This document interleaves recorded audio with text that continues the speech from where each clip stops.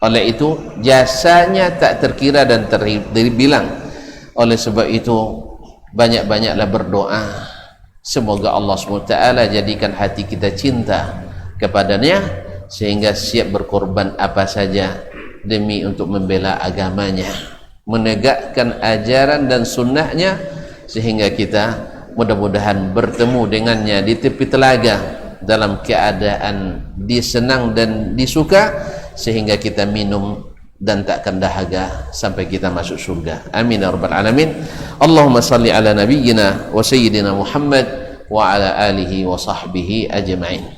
Selanjutnya terima kasih kepada pengurus keluarga besar Masjid Al-Kiram, kawan-kawan yang hadir dari manapun berada. Yang tersebut tadi Masjid Raya, Masjid At-Taubah, tapi ada juga Masjid Tubola, ada mungkin Mujalai, ada yang lain-lainnya, atau Pongkodang. Mudah-mudahan langkah tuan-tuan menambah tinggi derajat, menghapuskan segala dosa dan khilaf. Amin ya rabbal alamin. Kita lanjutkan kaji, ya, karena pakai buku kita, ya, biar tidak banyak salahnya pakai kita. Dari ulama yang mu'tamad, kita sudah sebutkan kemarin Al-Khatib Ahmad ibn Thabit Al-Baghdadi, yang merupakan bintang timurnya umat Islam pada masanya. Dan di Al-Andalus ada bintang baratnya, yaitu Ibnu Abdul Bar.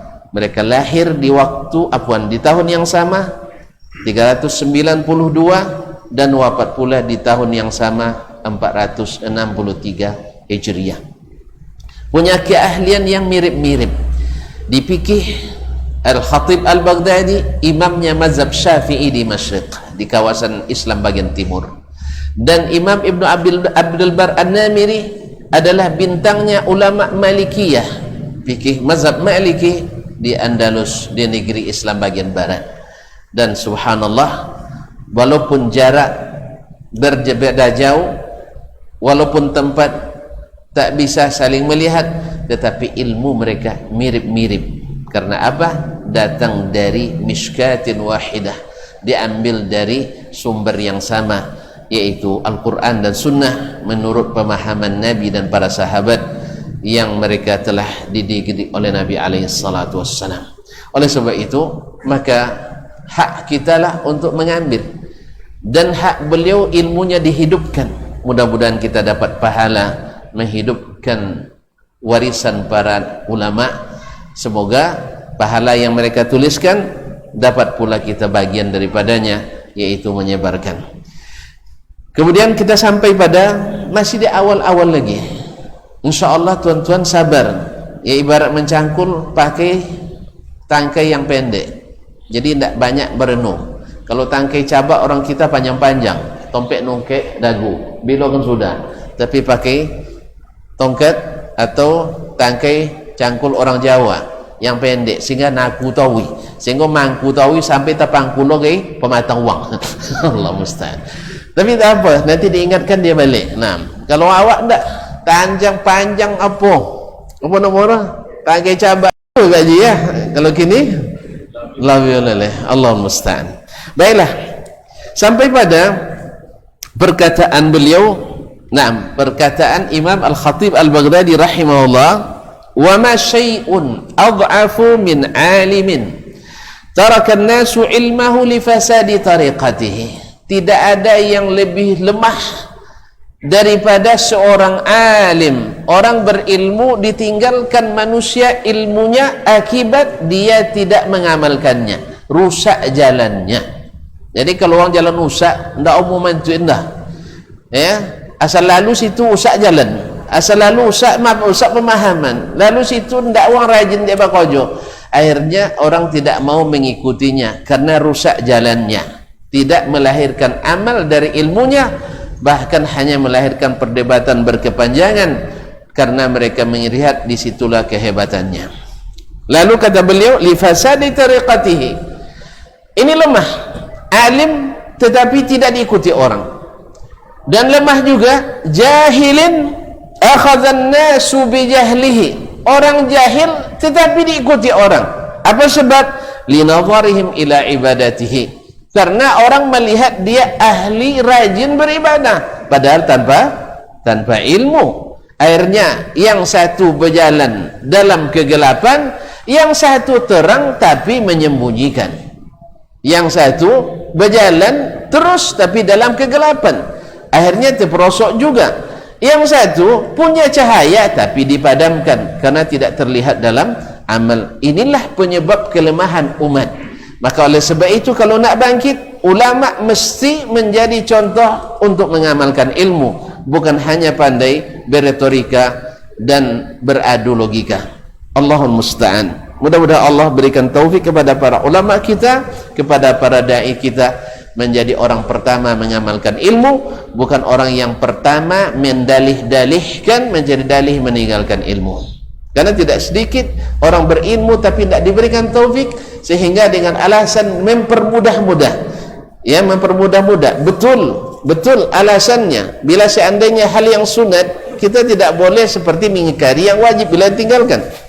Tetapi tidak ada salahnya seperti kata Sufyan Ats-Tsauri 161 Hijriah, ketika melihat para penuntut ilmu lalai menunaikan salat sunat, maka dia panggil para penuntut ilmu itu, ya ayyuhas syabab sallu fa in lam tusallu al-an famata, wahai anak muda, jangan lupa salat sunat, karena kalau kalian tak solat sekarang, besok sudah lemah tulang-tulang tu, kapan lagi nak solat? Di waktu mudalah kalian beribadah, waktu mudalah kalian rukuk dan sujud. So, kalau sudah tua, seperti yang sudah cerita itu, orang dia jadi imam ya, umurnya dah 80, ya, orang sudah sujud, dia baru meletakkan lutut pertamanya. Allahu Akbar katanya. Orang sudah sujud semua, beliau belum sujud. Dia nak jadi imam juga. Kalau baca Al-Quran, lan washrahik sadraknya, jadi banyak uruk temakan olehnya. Oleh itu, akibat apa? Mungkin waktu mudanya dulu tak rajin, sebab tua harus ditebus. Dulu tak dapat jadi imam, sekarang untung sudah jadi tua, akhirnya maju jadi imam, karena tak ada yang berani untuk menegurnya. Allahumma musta'an wa alaihi tuklan. Maka oleh sebab itu, walaupun meninggalkan yang sunat, maka orang-orang beriman dan pengikut setia Nabi SAW, baginya meninggal yang sunat itu besar. Sebab apa? Orang berdagang, ada beruntung tapi tidak mau dia beruntung. Saya biarlah pulang modal jadilah. Ada kita berdagang macam tu? Ada kita berdagang asal pulang modal jadilah? Ada? Semua nak cari untung. Oleh sebab itu, yang meninggalkan sunat sama meninggalkan untung. Apalagi modal termakan pula. Awak lu buntung le modal lah tabalin esteba. Kan ada mau mulai gali pagi, mau buka lapak, alun laku cik jalannya, laposan pical, laposan esteba, laposan kemertaba, laposan oko. Alun tantu jualan le. Allahul musta'an. Jadi oleh itu kaum muslimin dan muslimat dirahmati Allah SWT, meninggalkan sunat bagi kita itu berat. Sebagaimana melakukan yang makruh juga tidak dianjurkan. Jangan menjadikan alasan karena sunat tidak apa ditinggalkan. Betul, kita tidak katakan, "Woi, kamu meninggalkan." Tidak. Kita tidak tegur. Cuma kita ajak untuk menghargai yang sunat dan untuk berupaya meninggalkan yang makruh. Sebab yang biasa meninggalkan yang sunat akan berimbas pada lalainya menunaikan yang wajib. Dan yang biasa melakukan yang makruh akan bermudah pula untuk melakukan yang haram. Semoga Allah lindungi kita. Dan disinilah letak kelemahan seperti kata Imam Al-Khatib Al-Baghdadi rahmatullahi ta'ala alaih. Masya Allah, semoga cepat masuk surga. Iya, awak tahu ngawi di bayu. Masya Allah, jazakallah khairan.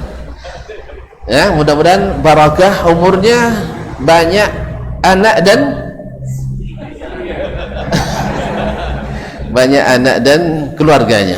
Nah, nanti bilang banyak anak dan istri, diaminkan oleh jemaah, bahaya. Nanti tidak boleh ngaji lagi sama istrinya. Kaum muslimin dan muslimat dirahmati Allah SWT. Kemudian beliau melanjutkan, wal qalilu, tidak apa-apa ya, pakai paralon tidak suka penuh. Nah, terima kasih, jazakallah khair. Wal qalilu min hadha ma'al qalili min hadha anja fil aqibah. orang yang sedikit ilmunya, ambil pula sedikit amalnya, lebih diharapkan lulus dan selamat dari yang tadi. Yang tadi apa? Ilmunya banyak, amal tak ada. Yang satu lagi, amalnya banyak tanpa ilmu. Itu dua-duanya tenggelam. Dua-duanya tenggelam. Kenapa? Satu berjalan dalam kelam, yang satu punya lampu tapi padam. Sepeda tak berlampu dengan sepeda. Ya, jadi kaum muslimin dan muslimat, ini bahaya. Bahaya kata Imam. Ini kelemahan luar biasa yang menggerogoti tubuh umat hari ini. Nah, tapi kalau seandainya antum punya ilmu sedikit, tentu diamalkan sesuai dengan ilmu yang sedikit pula. Ini lebih anja, lebih diharapkan selamat fil aqibah, di akhirnya nanti. Kamu kenapa sedikit berilmu, beramal? Ilmu saya sedikit, ya Allah. Ini yang saya amalkan. Kenapa tidak ikut orang ramai itu? Orang ramai itu ngamalkan tanpa ilmu. Oleh sebab itu, nanti yang tidak dengan ilmu, siapa yang suruh kamu buat itu? Karena kita beribadah kepada Allah, hukum asalnya diharamkan kecuali ada dalil yang memerintahkan. Karena kita beribadah kepada Allah kama yurid, la kama nurid. Beribadah kepada Allah seperti yang diinginkan Allah, bukan seperti yang diinginkan oleh kita. Oleh sebab itu, orang-orang jahiliyah dulu, cerdas-cerdas mereka, mereka karang-karang ibadah, haji ditambah-tambah dan sebagainya, sehingga akhirnya Allah sebut mereka jahiliyah. Sebab apa? Mereka berkreasi dalam beribadah. Dan orang-orang agama lain disebut karena rajin beribadah, tapi tanpa ilmu disebut dengan dhalin. Apa makna dhalin? Tak dhallah ke? Kamu tak nyebut dhallah, kalau dhallah bahaya. Kalau dhalin, dapur. Ini sama artinya. Iko kalau sampai di lapar, imam banyak kena lapar. Sebab tiap solat baca walad dhalin. Ia walad dhalin. Iya, dan tak dhallan sebut. Kalau dhallah bahaya, kalau dhalin sah, alhamdulillah.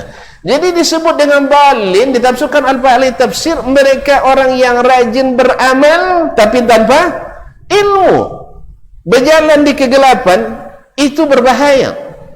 Apa tadi? Kereta tak berlampu, jalan buuk pula. Allah musta'an. Yang kedua, orang yang berilmu tapi tak mengamalkan.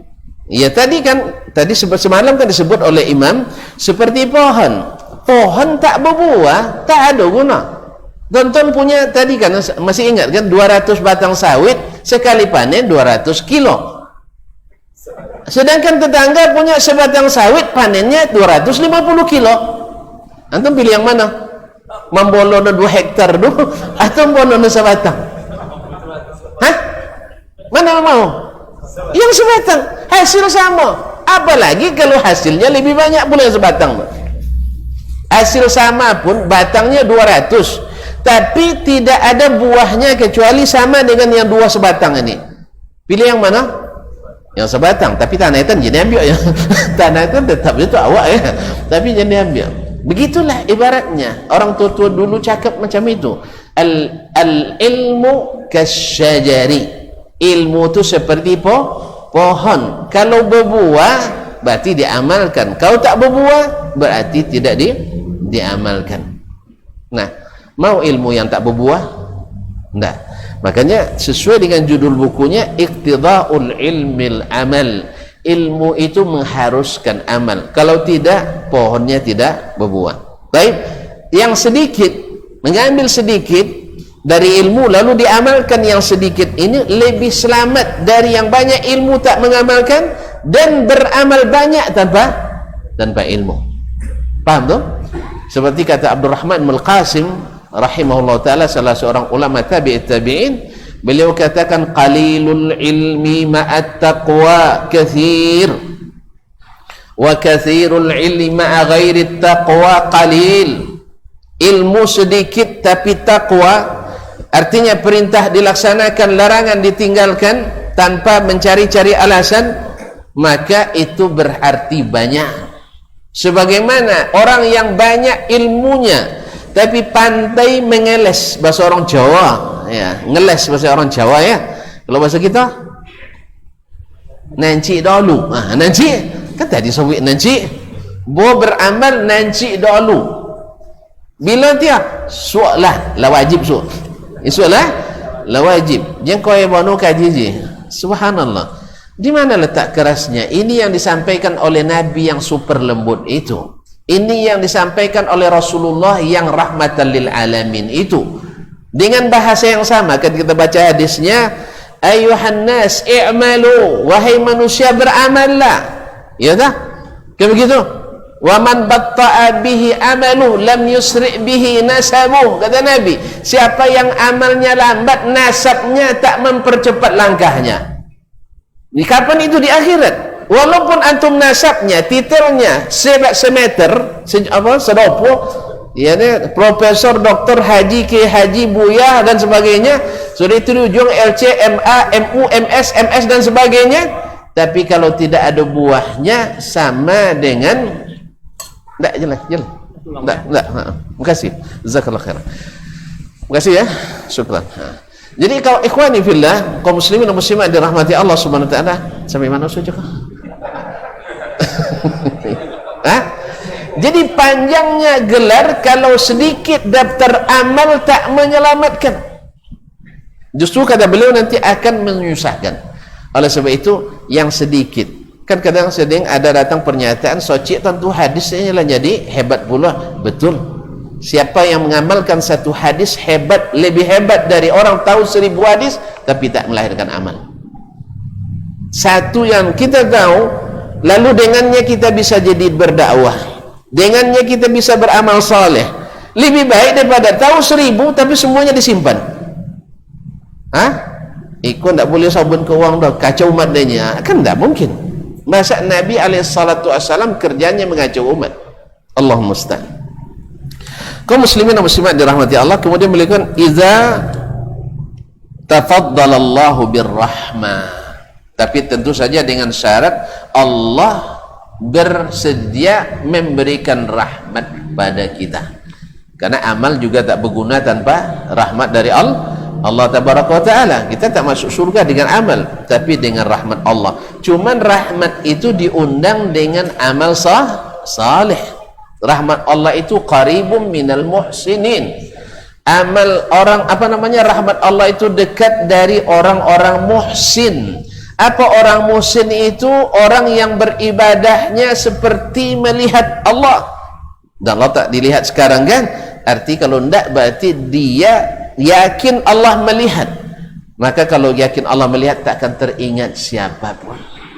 Ya, siapapun. Macam orang yang diawasi oleh kepalanya, oleh pimpinannya, tak mungkin dia kecuali mengerjakan sesuai dengan diinginkan oleh yang orang yang memimpinnya. Apalagi Allah la yakhfa alaihi syai'un aw la takhfa alaihi khafiyah, tak satu pun yang tersembunyi dari Allah tabaraka wa ta'ala. Inilah orang muhsin, dekat dari kaum muhsinin. Wa tammama ala abdihi ni'mah, dan Allah sempurnakan nikmat kepada hambanya. Satu yang diamalkan tadi, lalu Allah tumbuhkan dan kembangkan. Coba bayangkan, antum dapat satu ilmu, lalu diamalkan. Dengan amal ini orang dapat hidayah, orang dapat hidayah dengannya. Itu kata Nabi, satu orang lebih baik dari 1 ekor onta merah. Onta merah itu saya tanya ke masyayikh kami di sana, dia itu kalau dinilai harganya seperti seekor Mercedes. Kan tak berakal lah. Tentu seekor kan. Mercedes tentunya. Mercy. Tentu Mercy. Ikut tak nomor tino. Motor rancak.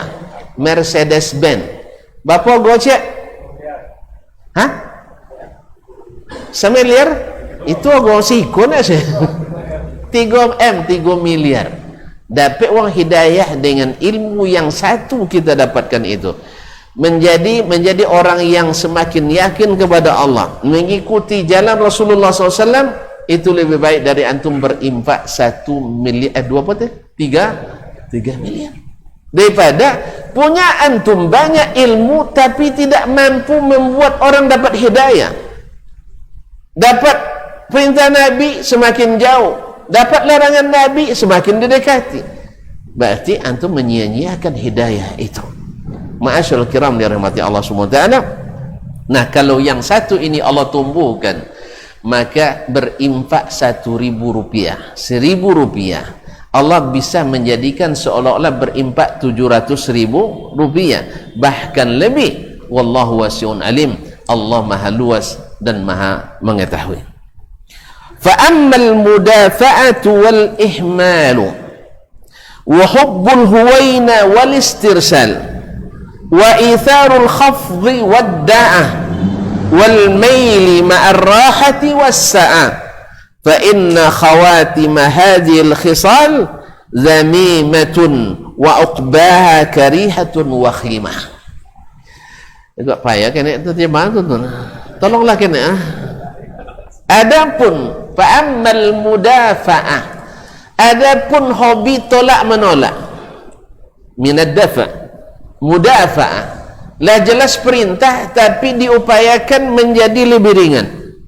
Al mudafa'ah, menolak, tolak menolak. Wal ihmal, dan meringan-ringankan. Ihmal, ahmala, tidak mempedulikan.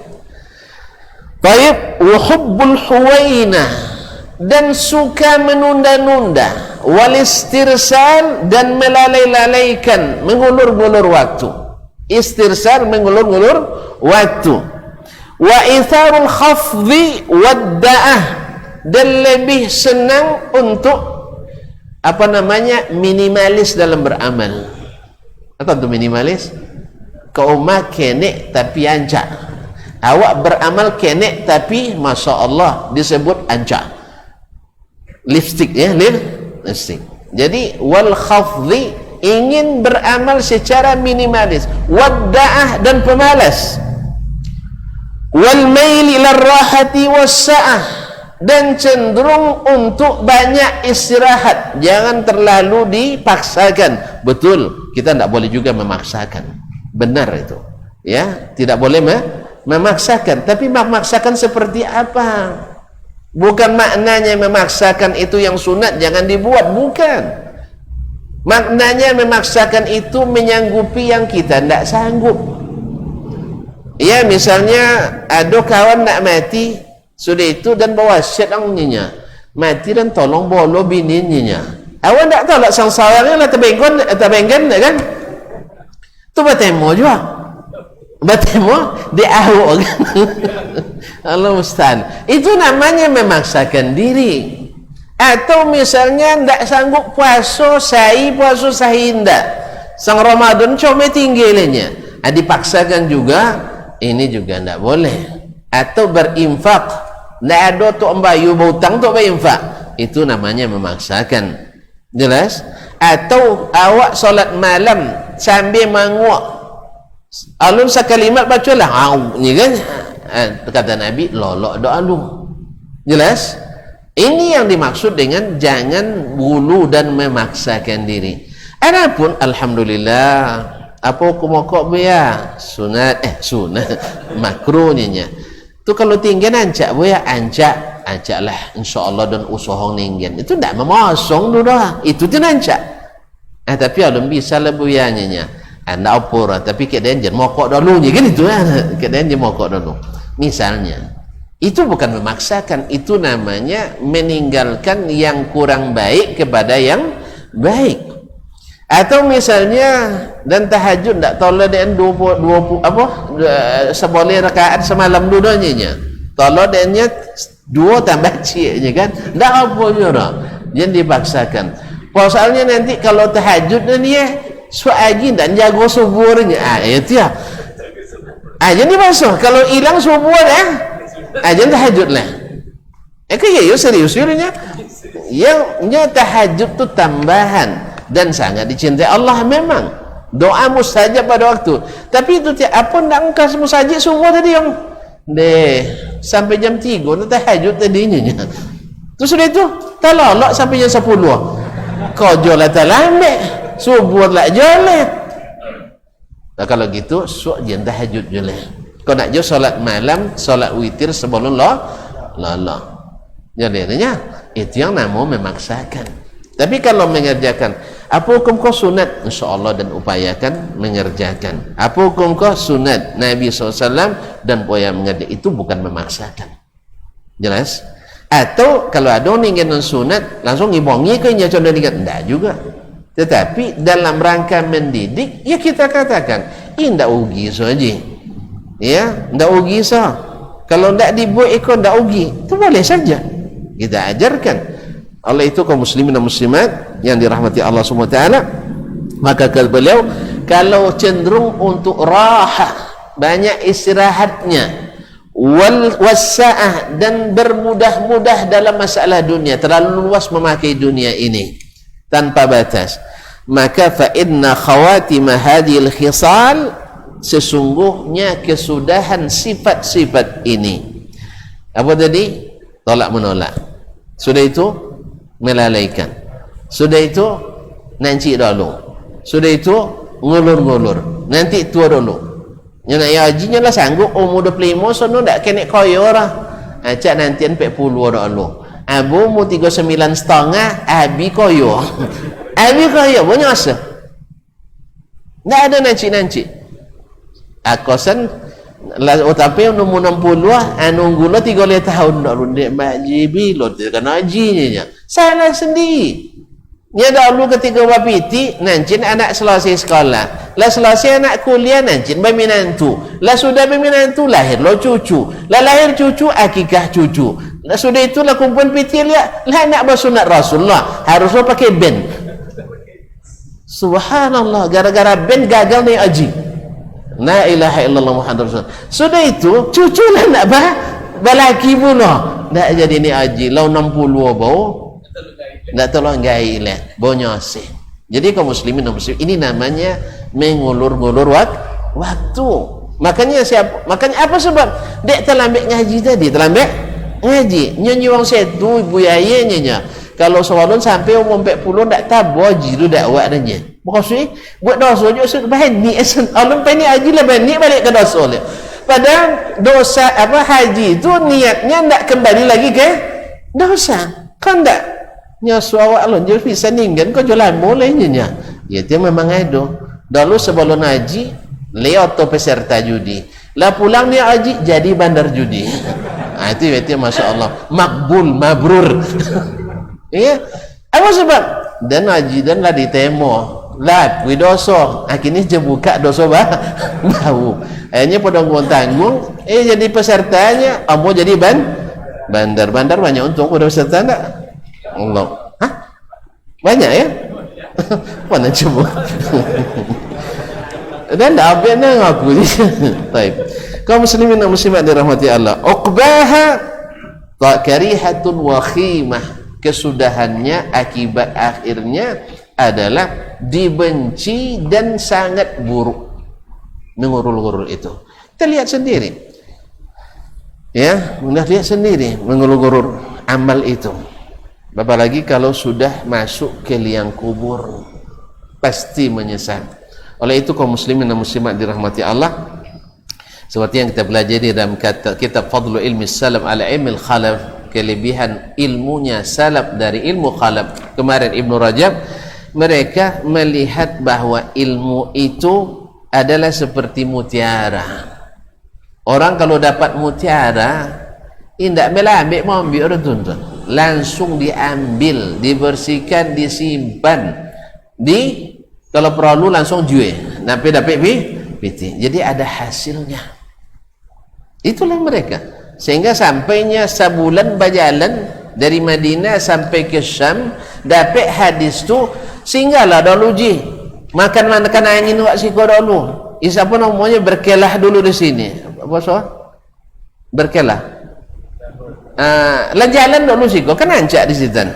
Kalau di Madinah kan gersang, di Syam indah. Apa nyinya? Lastu lirrahati jitu. Saya datang bukan untuk istirahat, bukan untuk makan angin, tapi saya datang untuk dapat hadis ini. Sebulan berjalan, baru langsung balik lagi. Sebulan lah menuju Madinah. Allahu Akbar. Bagi mereka bernilai. Allah musta'an. Makanya mengamalkan bagi mereka adalah suatu tujuan yang sangat besar. Baik, kemudian beliau mengatakan wal ilmu yuradu lil amal. Ilmu itu dicari untuk amal. Ilmu dicari untuk amal. Ini sangat fitrah sekali. Tuan-tuan masukkan anak kita ke fakultas kedokteran. Tujuannya apa? Tidak ada jawaban, tidak ada anak dokter. Tujuan untuk apa? Mencari PT. Nak lay nanti jadi dokter, osokan yang wak dah. Bila sakit lepak lah dua inya kan. Tu jam berapa sakit? Jam sekian. Lama selalu makan, tak amu center lengkungan dek kan. So dia itu 2 minit.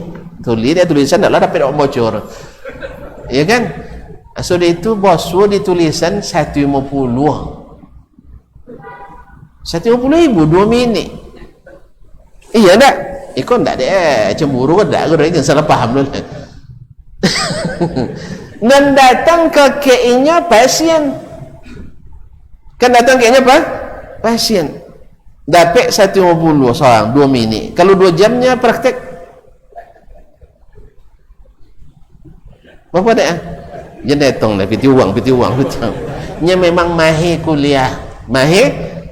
Oleh sebab itu wak kalau nak sekolah agama nak lain mahir lah. Dibuat mahir kuliah sekolah agama. Kalau tak ke mahir dah. Tapi sesungguhnya nilai yang tertinggi itu ada di sisi Allah Tabaraka Ta'ala.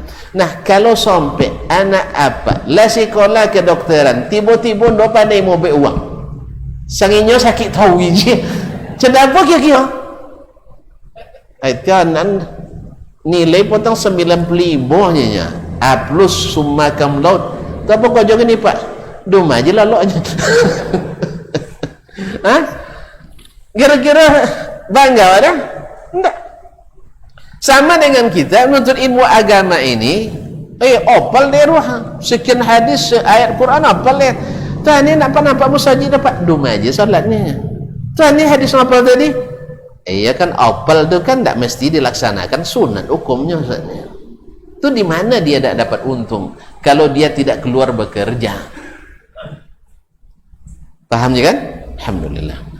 Jadi ilmu itu dicari untuk amal. Kamal amalu yuradu lin najah.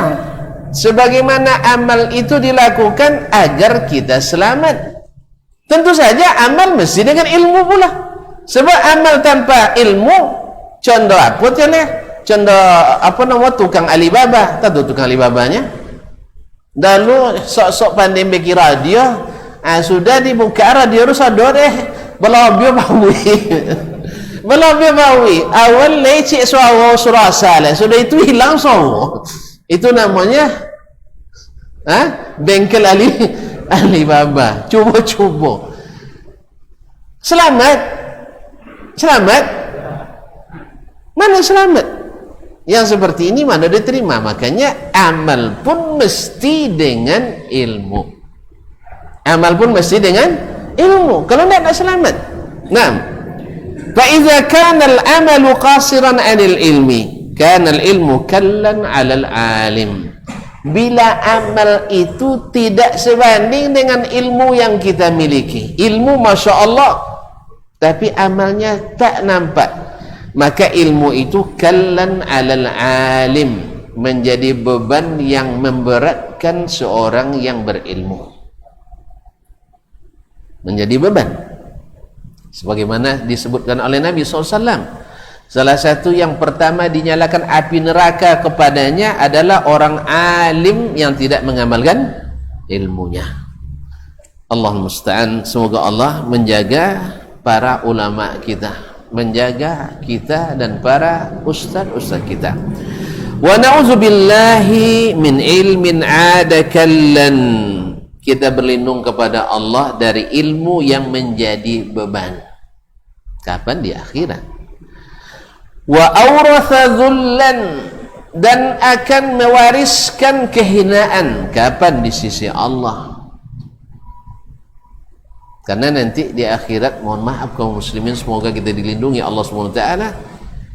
Di akhirat nanti orang-orang yang berilmu lalu menipu diri dengan tidak mengamalkan ilmu di depan orang hebat, di akhirat masuk neraka. Lalu ditanya oleh para orang yang hadir-hadir ini, ya fulan, alasta amartana bikadza wa kadza?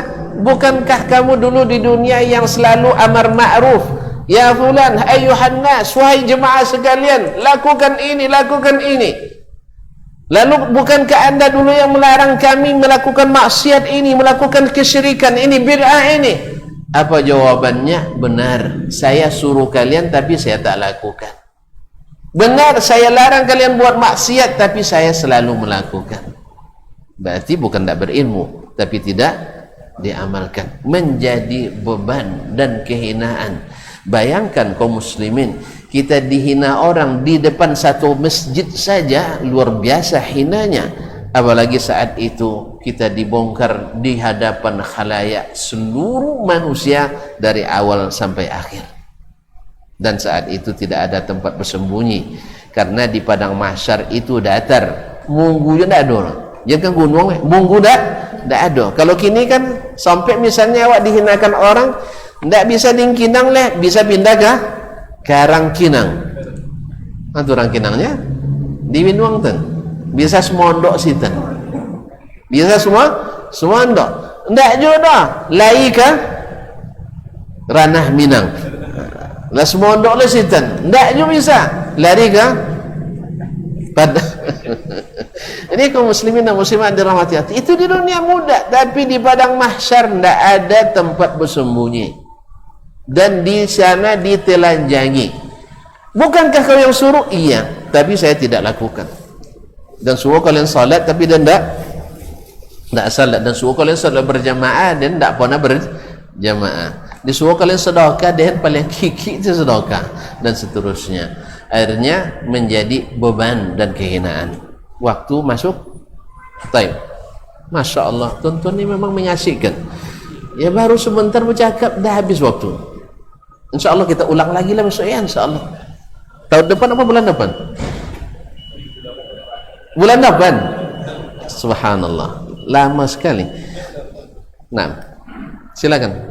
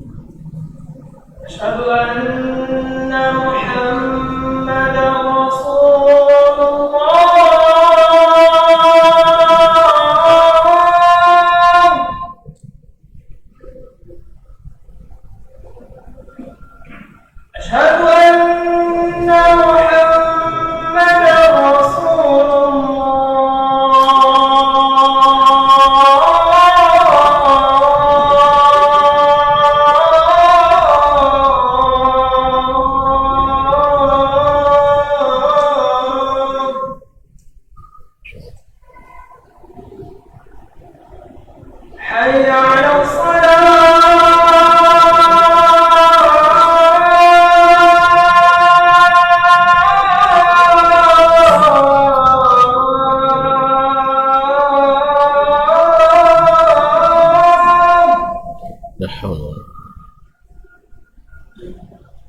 Hayya 'alas shalah.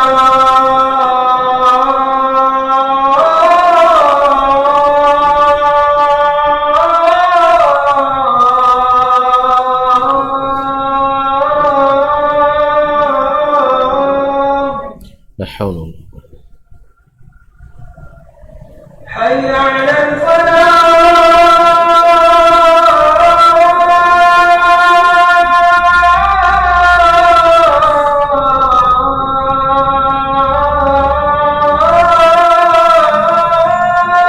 لا حول ولا قوة. حي على الفلاح.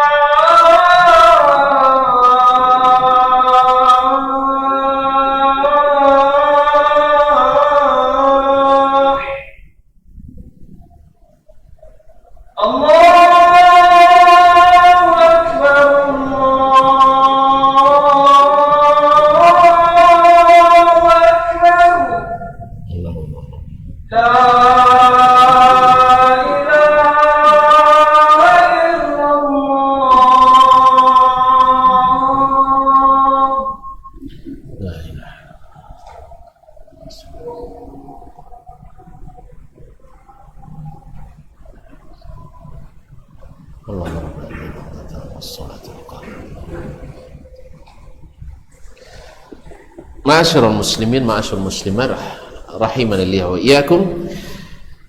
Beliau mengatakan wal ilmu yuradu lil amal, ilmu itu dicari karena amal.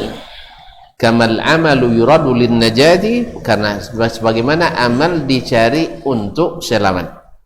Fa idza kana qasiran, idza kana al amalu qasiran 'anil ilmi, bila ilmu itu, amal itu tidak sebanding dengan banyaknya ilmu, kana al ilmu kallan 'alal alim, ilmu itu menjadi beban yang memberatkan seorang alim. Wa na'udzubillah, kita berlindung kepada Allah, min ilmin ada kallan, dari ilmu yang berakibat jadi beban berat. Wa awrasa zullan, melahirkan kehinaan, mewariskan kehinaan. Wa sara fi raqabati sahibihi ghullan, dan menjadi belenggu yang mengikat leher orang yang memilikinya. Ini ulama. Nah, qala ba'dul hukama, berkata sebagian ahli hikmah, al-ilmu khadimul amal, ilmu itu adalah asistennya amal, pembantunya amal. Wal amalu ghayatul ilmi, sedangkan amal itu tujuan dari ilmu.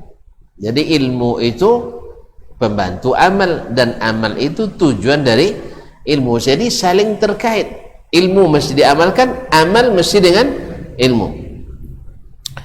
Falaulal amalu lam yutlab ilmun, kalau bukan karena amal, ilmu tidak dituntut, ilmu tidak dituntut. Walaulal ilmu lam yutlab amal, kalau bukan karena ilmu, amal pun tak dicari. Wala an ada al-haqqa jahlan bihi, beliau katakan, andainya aku tinggalkan al-haq, kebenaran, karena tidak mengetahuinya. Jadi orang yang meninggalkan yang hak tapi karena tidak berilmu mana yang hak, mana yang benar. Karena sebagian kita mengatakan tidak tahu yang benar kecuali Allah Subhanahu wa ta'ala. Ini perkataan benar tapi maksudnya keliru. Kebenaran itu memang Allah yang tahu, tapi Allah sudah turunkan dalam Al-Quran, Nabi sudah jelaskan dalam As-Sunnah. Kalau tidak, untuk apa Nabi diutus? Kalau kabur aja semuanya, tidak jelas mana yang hak, mana yang batil, lalu kita dilarang Allah mencampurkan yang hak dengan yang batil. Berarti Allah melarang sesuatu yang tak bisa kita lakukan. Ini tidak mungkin. La yukallifullahu nafsan illa wus'aha. Jadi memang hakikat kebenaran hanya Allah yang tahu, tapi Allah sudah berikan tanda-tanda yang benar itu ini, yang salah itu ini. Kan jelas ya? Maka oleh sebab itu kebenaran bisa kita ketahui benar, kecuali yang masalahnya hanya ijtihad murni, tak ada dalilnya, itu baru kita katakan tidak boleh kita mengalahkan ijtihad dengan ijtihad yang lain. Tapi mengalahkan ijtihad dengan qaulullah wa qaulu rasulih SAW itu hukumnya wajib, karena dilarang kita mencampur adukan yang hak dengan yang batil. Ma'asyarul kiram dirahmati Allah SWT, la an ada al-haqqa jahlan bihi, andainya saya menolak kebenaran dengan kejahilan, lebih saya sukai, ahabbu ilayya, lebih saya sukai, min an ada'ahu zuhdan fihi, daripada menolaknya karena tidak menyukainya. Ini bahaya kaum muslimin. Orang tahu yang hak, tahu yang benar, artinya ketika ditanya batu aslewo nya ndak iyo rubuyah, dan itu ilainya cuman awak ndak bisa ni kaya awak gerang non biasa kecon iko kebetu, berarti dia tahu yang hak, tahu yang batil, tahu, tetapi kenapa tetap dia bertahan di kebatilannya? Karena tidak menyukainya. Apa sebab? Karena itu kan mazhabnya Rasulullah. Kalau mazhab kita lain. Itu lain. Itu masalahnya kaum muslimin. Dia tahu itu benar, dia akuinya. Iya, itu cerita nang dulunya, nan sabut nang dulunya masih kiram dia orangnya. Cuman masalahnya iko kan tidak berlaku di negara awak dah. Jadi agama tu rupanya negara yang ngatur, bukan Allah yang ngatur. Masyaallah kiram, apalagi sebenarnya bukan dilarang oleh negara. Ya negara tak melarang. Cuman kita yang belum siap untuk mengerjakannya. Oleh sebab itu kaum muslimin dan muslimat tidak sedikit orang kalau dibajak diskusi, dia akui, kalau diajak bertemu secara pribadi, dia akui betul, benar itu yang benar, itu yang aku sabui, iya betul salah. Tu apa dia ditahan dia tidak bisa mengikut nombor turun barunya, tidak bisa mengikut nombor turun. Sampai-sampai ada yang mengatakan, ustaz tu jenis boleh kaji lui tawi je. Jadi harus ada ustaz yang kajinya tanturnya bengkok-bengkok tu, tapi nya sukunan bengkok. Yang seperti ini kata Imam Al-Khatib Al-Baghdadi lebih parah dari orang yang menolak kebenaran gara-gara ketidaktahuannya. Jadi saya menolak yang hak karena jahil lebih ringan daripada saya menolak kebenaran karena tidak menyukainya. Zuhdan fihi, zuhud kepadanya. Kalau zuhud artinya membencinya, tidak menyukainya. Nah, Ma'asyiral kiram dirahmati Allah Subhanahu wa taala, wa qala Sahal ibn Muzahim, berkata Sahal ibn Muzahim, Abu Bishr Al-Marwazi, salah seorang faqih mazhab Syafi'i dan juga seorang yang ahli ibadah, dikenal di Maru pada masanya. Beliau mengatakan, al-amru atyaqu 'alal 'alim min aqdit tis'in. Masalah ini, masalah menerima kebenaran, mengamalkan ilmu atau tidak, itu lebih sempit bagi seorang yang berilmu dari angka 90. Apa maksudnya? Angka 90 coba buat di tangan cuna pun ngerti pun. Jadi begini bahasa isyarat yang beliau sebutkan. Min aqdi tis'in ma anna al-jahila la yu'zaru bi jahalati. Walaupun sebenarnya orang yang menolak kebenaran karena kejahilan juga tidak dapat alasan. Kenapa kamu tidak mengikuti kebenaran? Oh, saya tidak tahu yang benar itu mana. Kamu kan punya waktu saya berikan untuk ngaji, dan saya sudah utus Rasul untuk menjelaskan, dan saya sudah utus ulama para pewaris Nabi, tapi saya tidak mau ngaji lah. Sebab semakin tentu hukum semakin payah dan deh. Sodo haramnya saja. Ni pas ngaji pas no haramnya sekali 6 tahun ngaji. Pas lo ngaji sedang bid'ah pula. Itu tak koji itu tuan. Samurnya talambek makan siang, makannya seboleh malam. Sudah itu makan pipi lado kutu. Ini tak mencret sudah itu? Mencret. Salah sendiri tuan. Makanya ngaji itu kalau makan tepat waktu, ngaji juga harus tepat waktu. Ikan tak lah kojong tak lupa ngaji, itu bahaya. Jadi banyak kita yang masuk angin masalahnya, masuk angin, sehingga pertama ngaji tadilah anda katakan, ya inyo lah 6 tahun tak pernah nak kayak suwur ngaji lah. Cuma nak nangu sedasman tempat Madinah cuba lo sudah apa gak kajinya kan? Apa soal ngaji tanyong dia apa itu? Apa kumokok buyanya? Terbaca kumokok le kan tasabui dawak. Tak boleh nyabut, tak bolehnya haram sodor ekosannya. Sajik tu mana ngorangnya haram sodonya. Kena caya kalian kita tengok rekamannya. Akhirnya haram sodo. Padahal sebelum tu lah sekena nak halal nak sabun dah kan. Itulah masalahnya. Apa sebab? Lambek ngaji masuk angin lemati. Lambek makan masuk angin lempah pawi. Sakit hati lebih parah pada sakit pawi.